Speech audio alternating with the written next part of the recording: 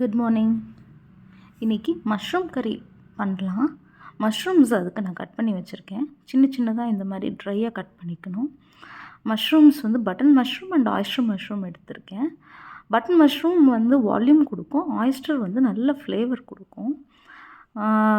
Mushrooms எப்போவுமே வந்து ட்ரையாக தொடச்சி கட் பண்ணுறது வந்து நல்லாயிருக்கும். இல்லாட்டி ரொம்ப தண்ணி விட்ட மாதிரி ஆகிடும். இயற்கை காளான் வச்சு கூட பண்ணலாம், ஆனால் அதை செப்பரேட்டாக பண்ணணும். இப்போ நான் பாக்கெட்டில் வாங்கினதை வச்சு தான் பண்ணுறேன். பட்டன் அண்ட் ஆயிஸ்டர் இன்றைக்கி எடுத்திருக்கேன். நீங்கள் தனியாக ஷெட்டாக்கி மஷ்ரூம்ஸ் யூஸ் பண்ணிக்கலாம், ட்ரை மஷ்ரூம்ஸை வந்து ஹாட் வாட்டரில் போட்டு யூஸ் பண்ணிக்கலாம். இன்றைக்கி இந்த 2 மஷ்ரூமை நான் கட் பண்ணி வச்சுருக்கேன்.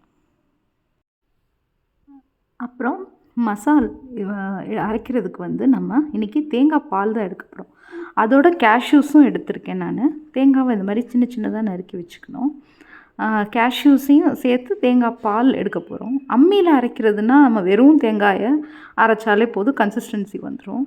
தேங்காயை அப்படியே மிக்சியில் அடித்து போட்டாலும் நல்லா ஒரு மாதிரி திரியாக இருக்கும். அதனால் நம்ம இன்றைக்கி என்ன பண்ண போகிறோம்னா கேஷ்யூ அண்டு கோகோனட்டை தேங்காய் பால் எடுத்துக்க போகிறோம். இப்போது என்னென்ன இன்க்ரீடியன்ட்ஸ் குழம்புக்கு சேர்க்குறோன்னு பார்த்துக்கலாம். ஆனியன், சில்லி, அப்புறம் வந்து ginger garlic paste 1 tablespoon, coconut milk, cashew coconut milk, அப்புறம் பவுடர்ஸில் வந்து நான் இதில் பெப்பர் பவுடர் சேர்க்கல. Pepper powder, coriander powder 2 tablespoon, chilli jeera powder 1 tablespoon, pinch of garam masala, கொஞ்சமாக கரம் மசாலா ஒரு பேருக்கு. ஹாட் பேனில் 2 டேபிள் ஸ்பூன் நான் கிரவுண்ட்நட் ஆயில் சேர்த்துருக்கேன். வெங்காயம் பச்சை மிளகா போட்டுடலாம். இது லைட்டாக ப்ரௌன் ஆகிற வரைக்கும் வதக்கணும். அதனால் நம்ம வந்து இதில் வந்து சால்ட்டு சேர்க்கல இன்னும்.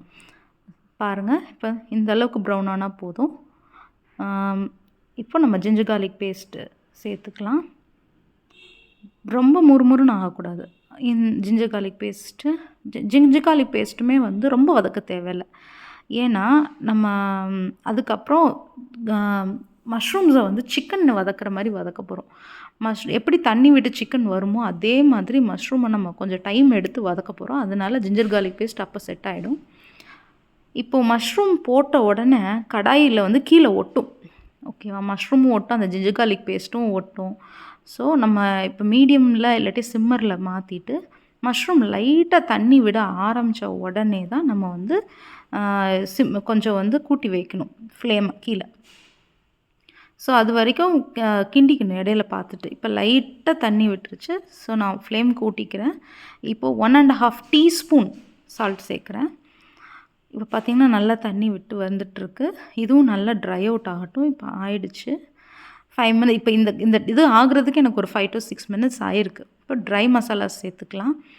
2 tablespoon coriander powder, 1 tablespoon chilli jeera powder, pinch of garam masala. So இதையும் நல்லா ஒரு வதக்கி விட்டுக்கலாம். கீழே ஒட்டாது இது. ஏன்னா மஷ்ரூம்லேயே கொஞ்சம் எப்படினாலும் வாட்டர் இருக்கும். But still you have to take care of that. இப்போது கோகோனட் மில்க் ஆட் பண்ணிக்கலாம். கன்சிஸ்டன்சி அட்ஜஸ்ட் பண்ணுறதுக்கு இன்னும் கொஞ்சம் தண்ணி சேர்க்குற மாதிரி இருக்கும். We will add some more water. இப்போது பெப்பர் பவுடர் சேர்க்கல, இன்னும் சேர்த்துக்கலாம். We will add some pepper powder, 1 teaspoon pepper powder. Okay, so seasoning adjust பண்ணிக்கலாம். இப்போது குக்கரை 2 விசில் விட்டு எடுத்துக்கலாம். 2 விசில் விட்டாச்சு. இப்போ எடுத்து பார்த்துடலாம். It looks like this. இப்போ இன்னும் கொஞ்சம் சிம்மரில் போட்டு நம்ம வத்த விட்டுக்கலாம். இந்த ப்ரிப்ரேஷனில் பார்த்திங்கன்னா டர்மரிக் பவுடர், டொமேட்டோ எதுவுமே கிடையாது, கறி லீவ்ஸ் எதுவும் கிடையாது. Look at the consistency. இப்போ எல்லாம் கரெக்டாக இருக்குது.